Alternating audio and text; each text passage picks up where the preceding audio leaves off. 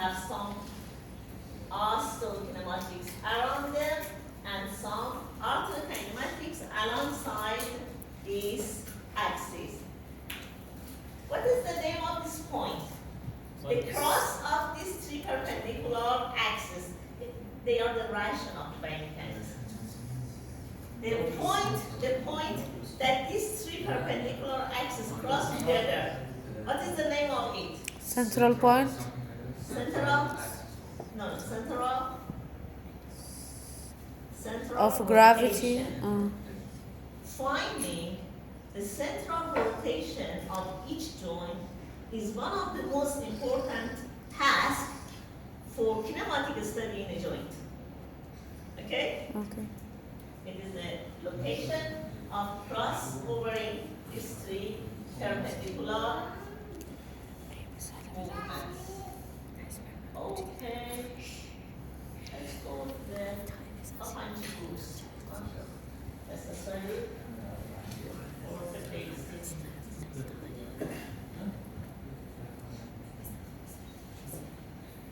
Oh, do you have any question?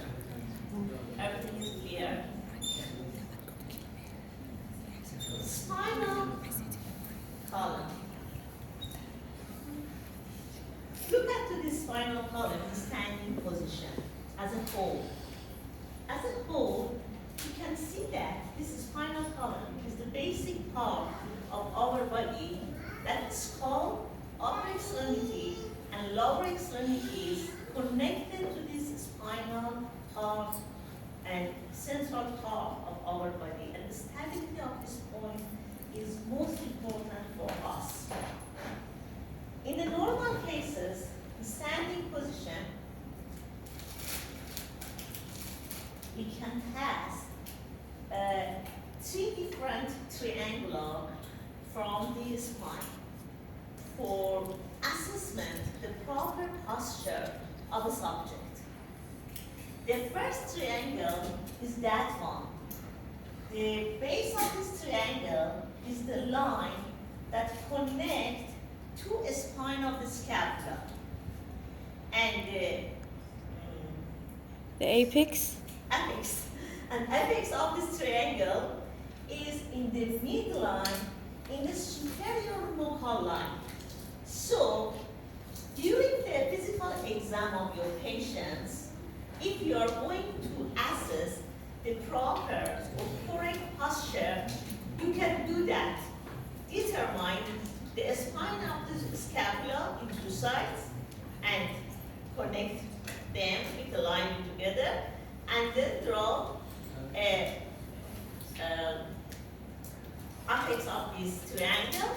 And if this triangle is in the symmetrical position, it means that the posture of the shoulder is okay. In other way, you maybe have other asymmetrical findings of the spine. Do you have any idea? What is your opinion? Maybe you not agree with me. Maybe. Another triangle is consists of a big angle that the base of it, The spine of the scapula. yes, and the apex of it reach to the middle part of a line that pass from the crest of the iliac. So you have some landmarks in the body.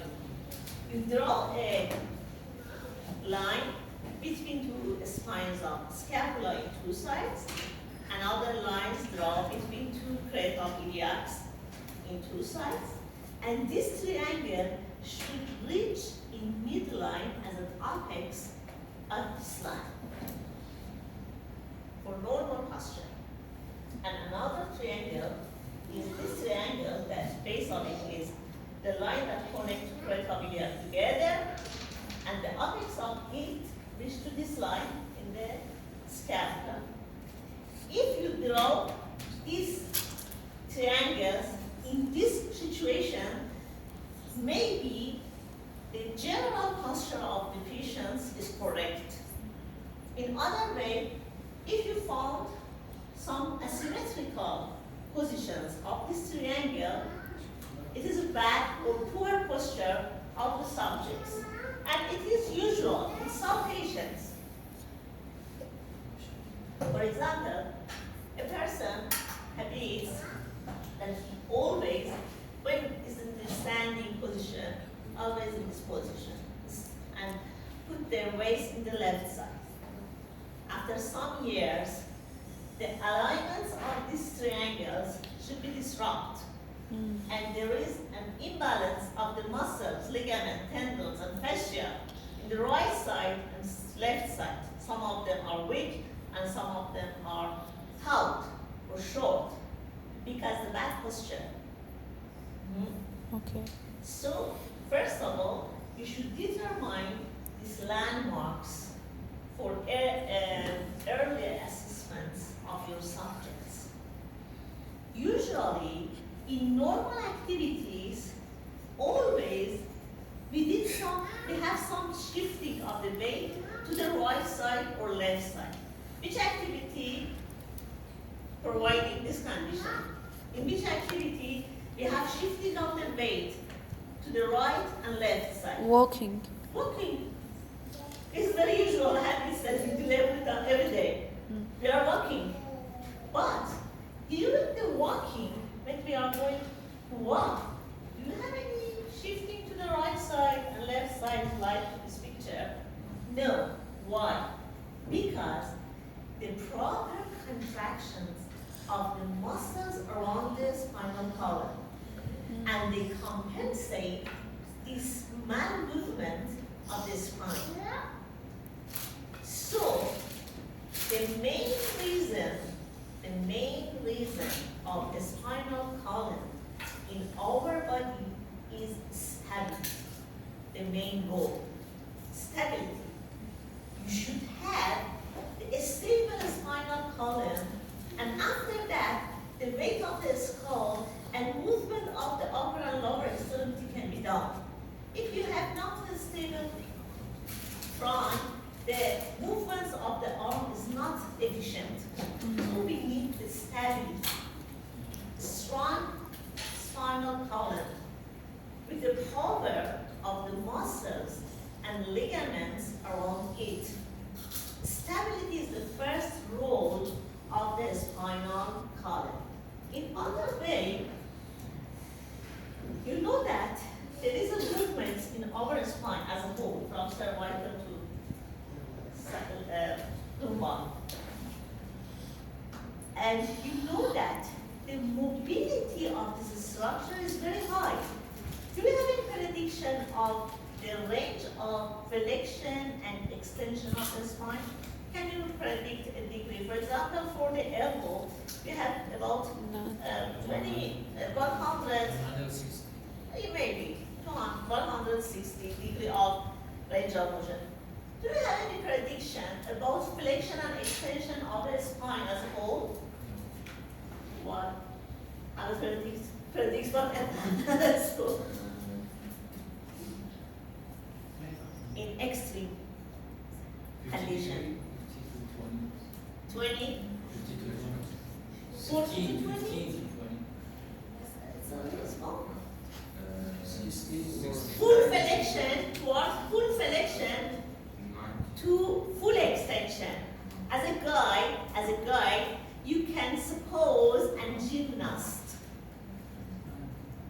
with the best flexibility. Full flexion and full extension. Maybe reach to 250.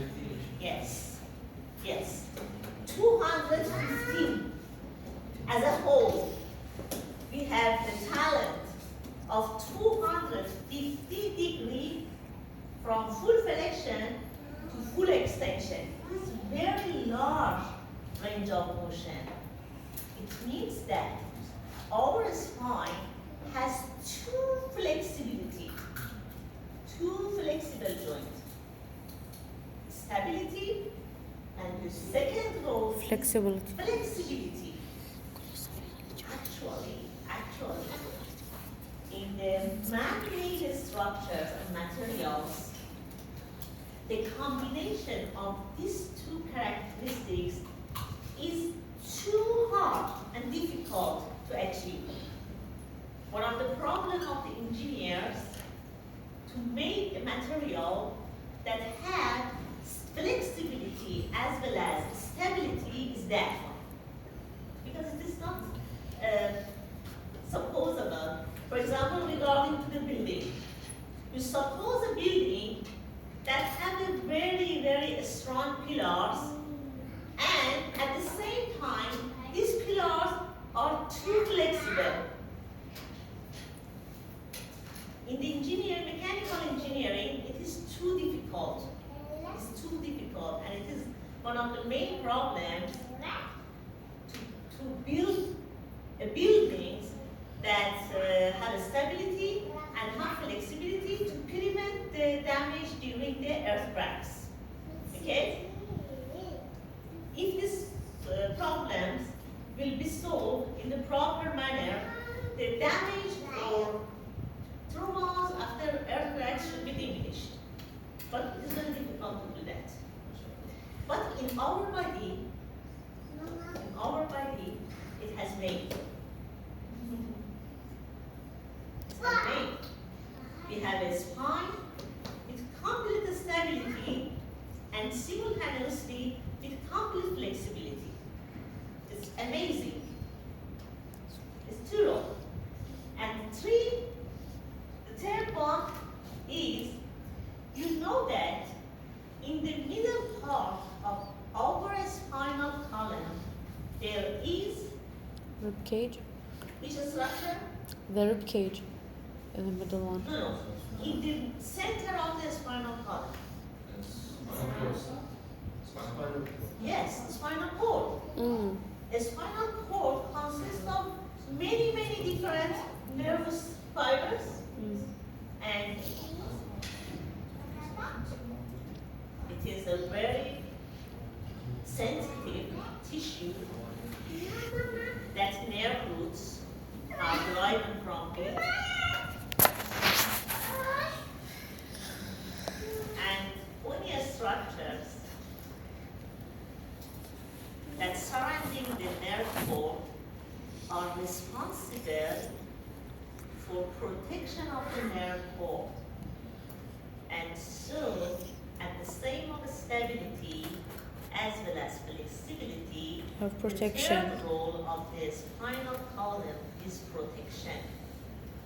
These three merge in one system, and it is very amazing.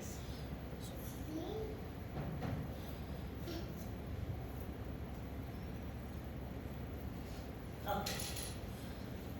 Look at the spinal column from the lateral view. In the lateral view, you can see that there is some curves in the spinal column. Cervical, thoracic, lumbar. And you know that in these structures, cervical, thoracic, and lumbar are movable parts, but the sacral Coccygeal points are fixed. is fixed because the fusion of the vertebrae happened here. The reason that we have three different locations in the spine is based on their difference in the kinematics. For this manner, the cervical, thoracic, and lumbar should be studied separately.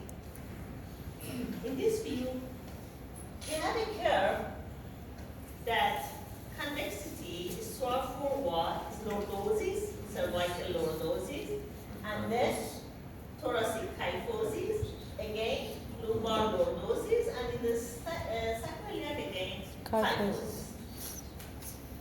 When we talk deeper to the vertebrae in these three different points of the vertebra, you can find that if we have a cross section of the body, for example in the cervical region, you can see that the diameter of the cervical vertebra in comparison to the total cross section of the cervical region is about 1/3. And the location of the vertebra in this cross section exactly under the center of gravity of the head. For better tolerated the weight of the head. Okay? Where is the center of gravity of the head? Center of gravity of the head. I told you that the location of the cervical due to these lordosis is in the places that it is exactly, this vertebra is exactly behind the center of gravity of the head. Now my question is that where is the center of gravity of the head? C1, the junction between C1 and No, in the head. Head. Head. C1 is cervical. here. In the middle part, inner part of the ear, that it is exactly behind the sella torsica. Exactly behind the sella torsica. And the reason of the cervical lordosis is this issue that the C1 that you mentioned should be put exactly behind the sella torsica to good tolerated of the weight of the head. Okay? Look at the thoracic. Can you repeat this part? Yeah? Can you repeat the last part? I don't Yeah. understand it very I well. told you that you have a lordosis in the cervical. The main reason of this lordosis is that the location of the cervical vertebra should be behind The the occipital. center of gravity of the head. Due to the center of gravity of the head is behind the sella torsica, the location of this is exactly on the superior part of the C1. So it is the reason. And you can see that the diameter of the vertebra is 1/3 of the total anteroposterior diameter of the cervical region as a whole. The muscle tissue, fascia, and the vertebra. In the thoracic region, we have a kyphosis. And the diameter of the vertebra is 1/4 of this diameter. What is the reason of the kyphosis in the thoracic? The main reason is due to the mediastin, heart and lungs. They need more spaces, and so the kyphosis in the thoracic shape for this manner. And look at this. In the lumbar region,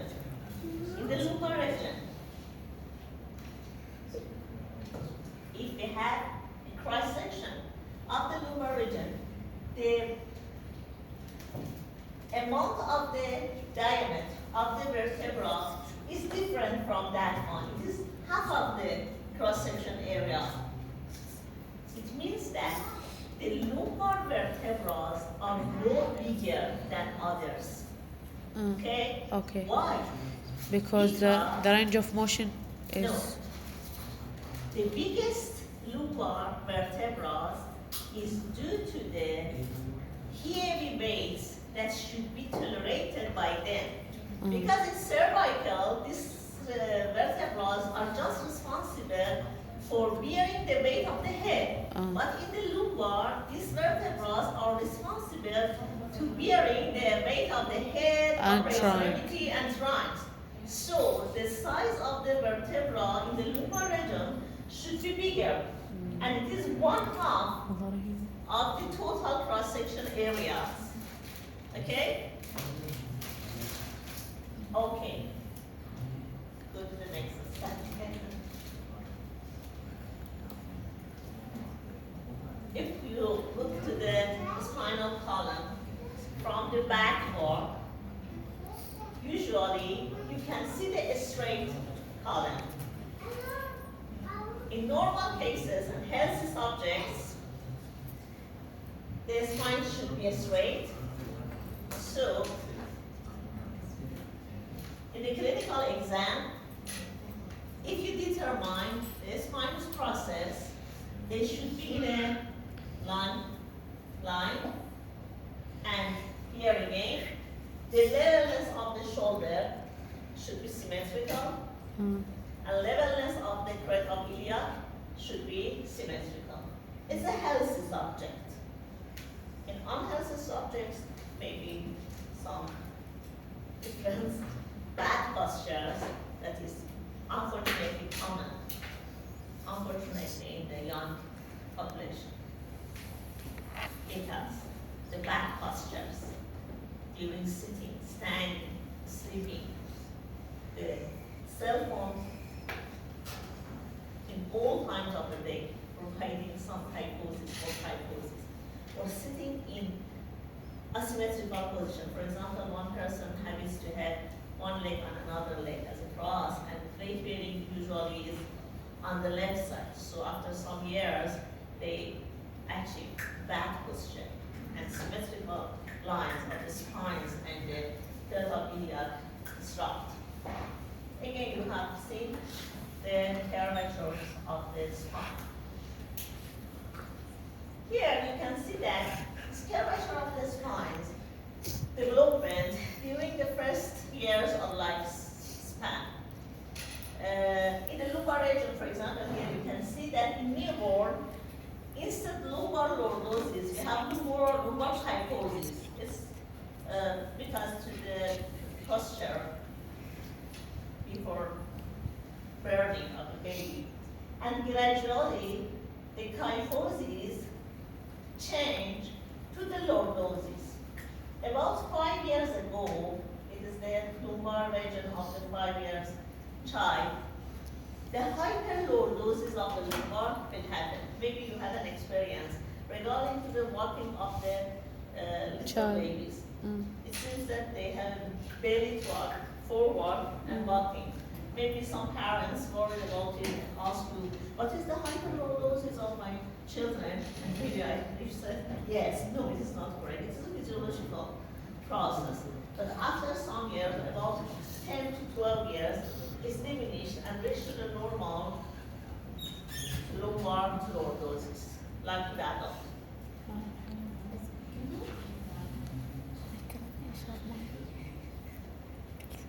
Okay.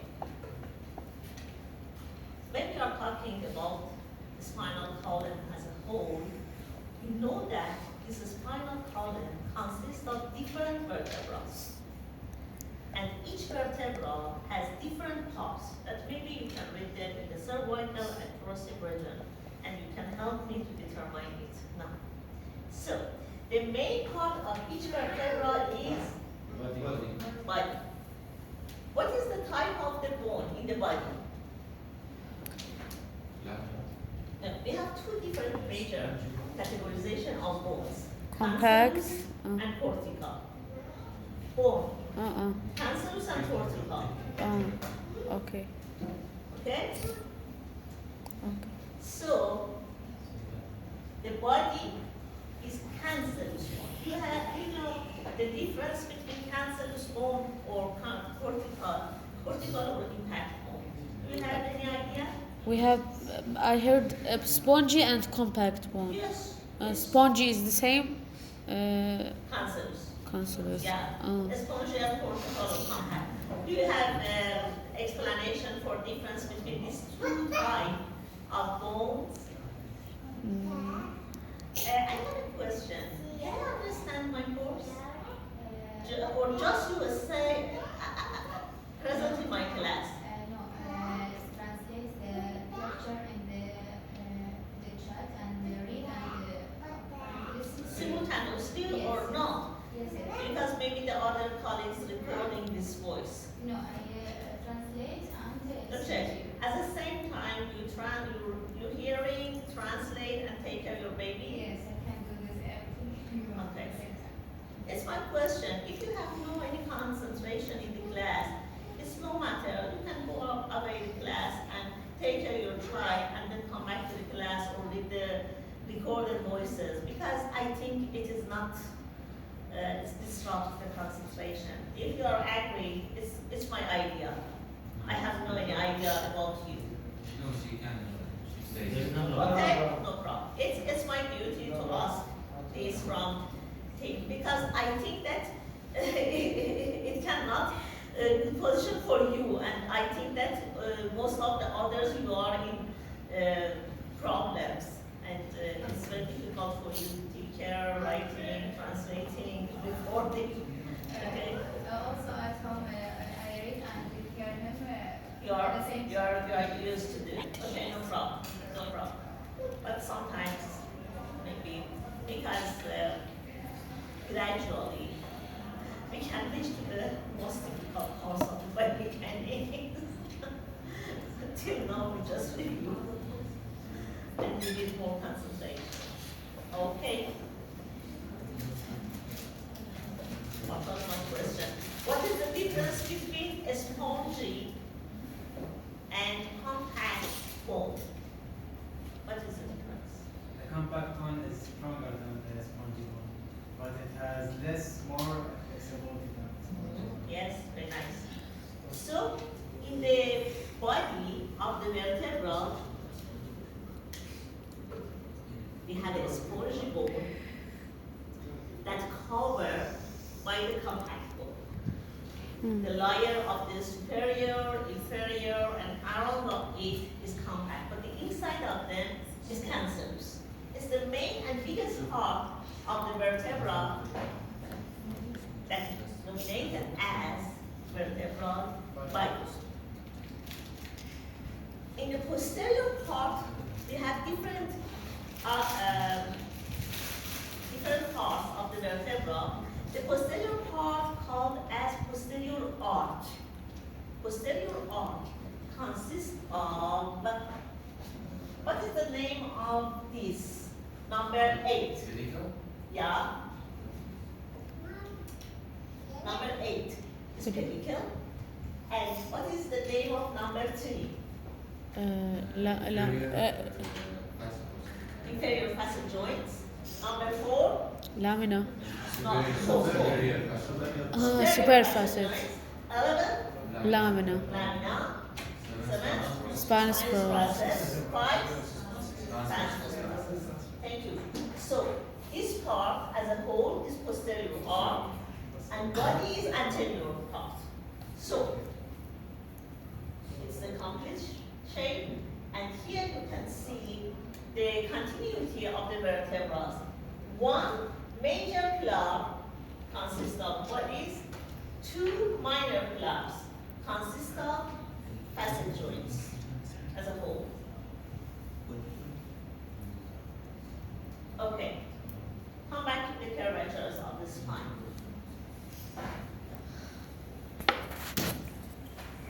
Maybe you have a question that what is the reason of curvatures? Main reason of the curvatures in our body?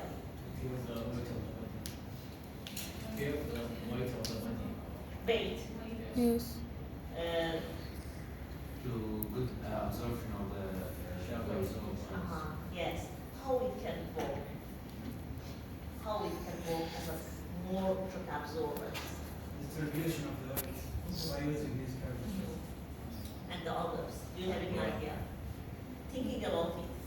For example, regarding to these chairs or this table, the pillars of this table is straight.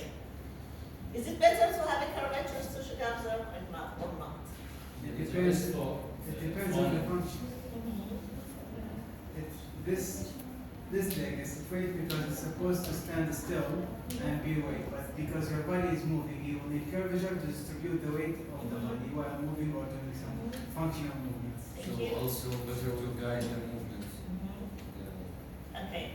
There is a role in engineering, that if we have a straight pillar, N is the number of the curvatures, and here is the 0, okay? The resistance of this pillar is equal to 1. It is a straight like that. A straight pillar without any curvatures. In engineering, calculating that the resistance of this pillar against the external load is equal to 1. But there is a formulation here that R, that means the resistance, is equal to K plus N. N is the number of curvatures. And here is a mistake in this book that N should be Small letter. quarter to 2, plus 1. So correct it. It means that the resistance of the column is equal to k. It is a constant. Number. Yes. To the n quarter 2 plus 1. So here, the number of curvatures is 0. So the r is equal to 1. Mm. Now, suppose that we have a spinal column that just has one dynamic curvatures in the lumbar and the other part is the straight. In this condition, the n is equal 1, and so we can calculate that r amount to 2.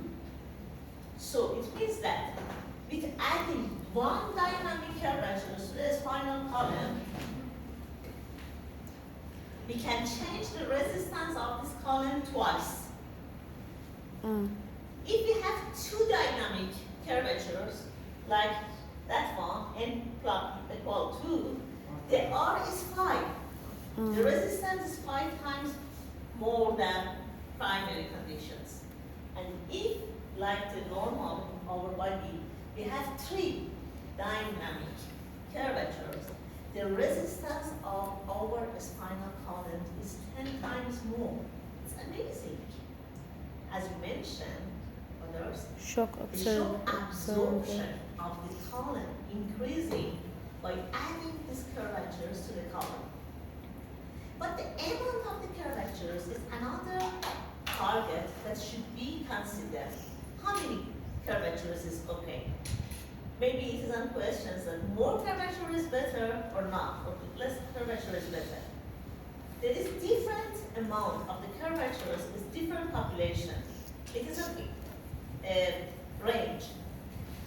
One person named Delmas, it's the name of the scientist, described different type of the spinal column based on the different amount of the curvatures. He calculated and provided one formulation for us, Delmas index. What is Delmas index? Based on this formulation, the height of the spinal column multiplied 100 divided to fully extended length of the column calculated by Delmas index. How we can determine the height of the column? From C1 to L5. Do you have any idea? The height. Yes. By use of the tape. It's just enough that we determine the spinous process of C1 in standing position. Spinous process of C1 should be determined. The spinous process of L5 should be determined, and then put the tape on the posterior part of the body and mention the height of the spine for this part of the forms. And how about the fully extended lens? What is your comments, recommendation for measuring the fully extended of the spinal column from C1 to L5? Do you have any idea? You mean make a spinal column at the straight line? By extend the flex the neck and extend the lumbar, something like that. Can you show us? For example, for cervical bypass. Totally, from cervical C1 to L5, I mean. Okay, flex the neck and extend Come to the this lumbar. position, standing position. Standing position. In standing position, I put the tape from C1 to L5. It's okay. And how about the fully extended length, not extension, fully extended length of the spine? Because the cervical region is lordotic, so I try to make it calculus or something like that. Also the lumbar. By flex the neck, I make and extend, flex it from lower part of the cervical and extend from upper part. And extend the lumbar. Extend? And flex the trunk, so that Can you do it? that it is not possible to do that. Maybe, but by the next trunk, the lordotic or the lumbar region, because it's lordotic, so go to back or extend. Okay. So we'll do the kyphos, we'll go to the. Okay. How we can provide the kyphosis on the lumbar spine? Which movement? By flexing the trunk. Do that. Like that. Yes. It is not necessary to restrict yourself. Just go to the forward flexion. If you go to the forward flexion from cervical to And yes to L1, all of the curvature is extended, and then in the full flexion conditions, again I put the tape on C1 to L5, and again measure it.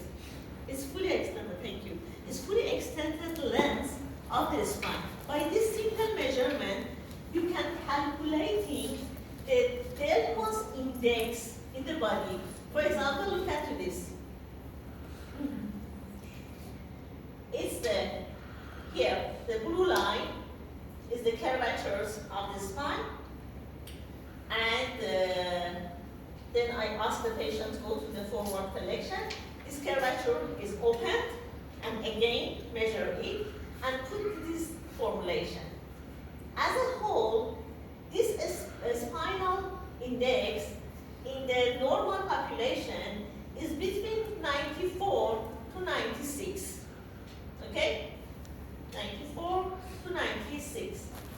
But if we have exaggerated curvatures, hyperlordosis and hyperlordosis, hyperkyphosis in our body, this cell mass index should be lower than 94.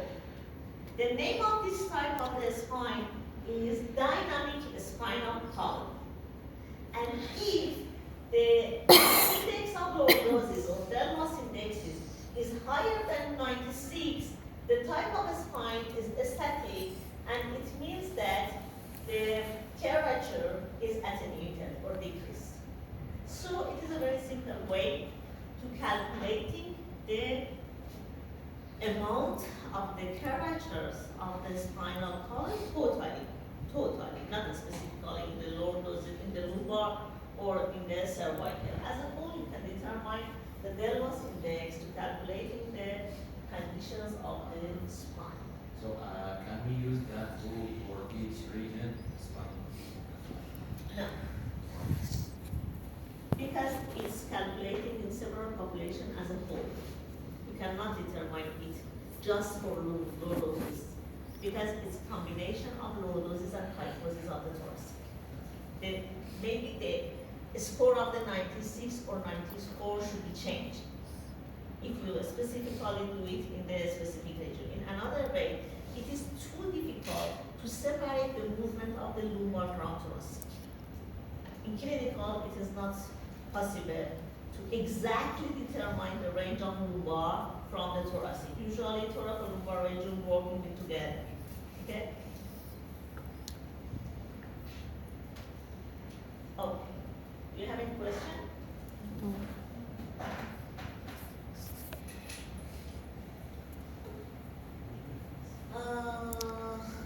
Regarding to the shape of the vertebra, you told me that the vertebral body consists of a spongy bone. In the superior plateau, there is a cartilage. After the cortical bone, we have a cartilage. And there is a fibrocartilage ring around the body, and then intervertebral disc put on it. In other way, this spongy bone has different trabeculars, bony trabeculars on it. What is the meaning of trabeculars? It's my question. What's the meaning of bone trabeculars? What's the meaning of physiologically or anatomically? The bony trabeculars. Bony trabeculars in a spongy bone. What is the action of them? And what is the meaning of them? Trabeculars actually are the points that the bony structures are more dense than other parts. When you have an X-ray of the bones, you have some more brightness line in the bone that they are the points that we have accumulation of the bony cells. Its name is trabeculars. trabeculars In each one there is, but specifically أعتقد نفس the bony التوبركلز bone better. لو أعتقد هي نفس التوبركلز بس The role of these trabeculars, the main role biomechanically, the main roles of these trabeculars are transmitted the loads. حكى عنها دكتور رحيم ايش بيك؟ قال البوني لاند مارك ساعد المنطقة اللي دكتور you mean the point which is grown the bone from it, right? The more concentration, the more concentration of bony cells in these lines denominated as trabeculars. نفس اللي حكى عنها دكتور رحيمي قال تزيد السيرفس اريا وتنقل اللود الموفمنت من منطقة لمنطقة بس إذا كان سبونج بون اللي هو بيقدر تبرد يكون داخل البون حول الجهة الخارجية. والله هذا اللي فهمته Okay? Or something. I didn't get it. Okay. A bone, tissue of the bone is not homogeneous structure. It is anisotropic. Mineral materials in a bone are not homogeneous and isotropic distribution in a bone. They have anisotropic and sometimes they are concentrated alongside one lines. These lines is trabeculars. These lines are provided to transmit the loads in a bone. Usually the loads applied to the bone like to transmit alongside of these trabeculars. It's like to the form. I have this example always for my students to better understanding of the reason of existence of the trabeculars. Suppose a farm and the farmer providing some spaces bases in the ground, and then the water spreading this farm, the water run according to these grooves in the ground, not as a whole. Okay? So there is some moves that when the water, a big amount of the water put in the ground, this water find their pathway from these grooves. Okay? It's like to the trabeculars of the bones. So you mean that tuberculars in the body, the vertebra, help with help in shock absorption? No, I'm not talking about shock absorption. Because Just I'm talking about the load transmission, the direction of load transmission. When the load applied to the bone, it's not distributed in all parts of the bone. It's find his pathway by use of these trabeculars. There is 3 types of trabeculars in our body vertebrae. First one are perpendicular trabeculars from superior plateau to inferior plateau. Which means that some parts of the applied load transmitted perpendicularly from superior end plate to inferior end plate of the vertebra and reach to the inferior vertebra. The second type of these trabeculars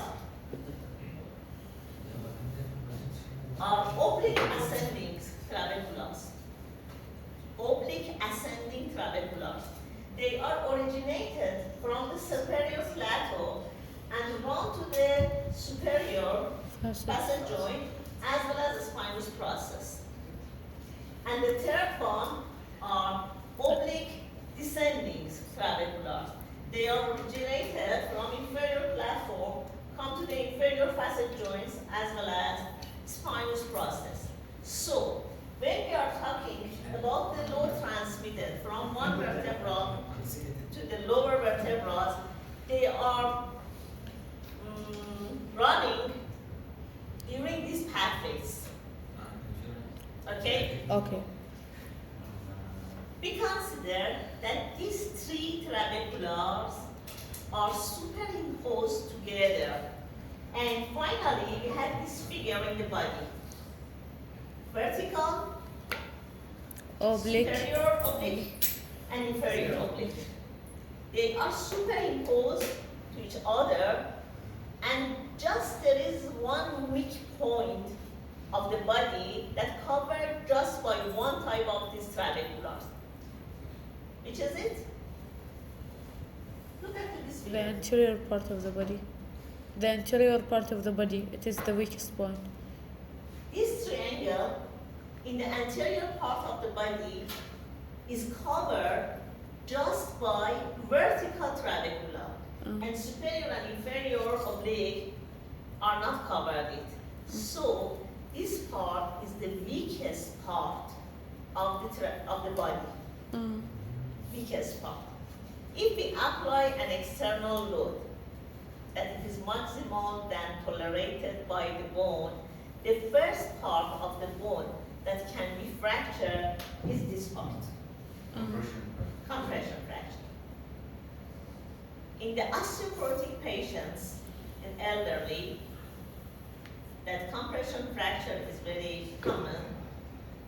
One day, one person wake up and weight his or her weight, and weight providing this fracture in this weakest part of the body as compression fracture.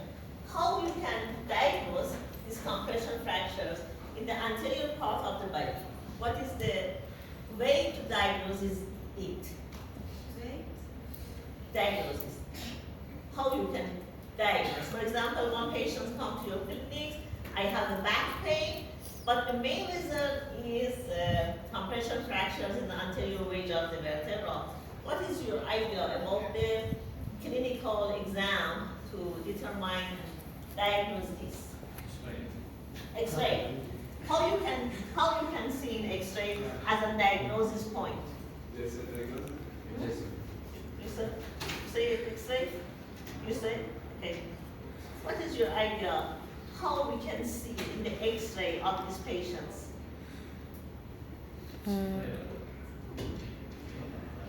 It's normal X-ray. The shape of the vertebra is rectangular. In this condition, the shape of the vertebra is not triangular. It's a wave shape. Lateral view. Okay. In lateral view X-ray, if you see a vertebra that anterior high is lower than posterior high, We have determines compression. that maybe there is a compression fractures on the anterior part of the vertebra. Okay? Okay. Yeah, please. Hello. Are you interested?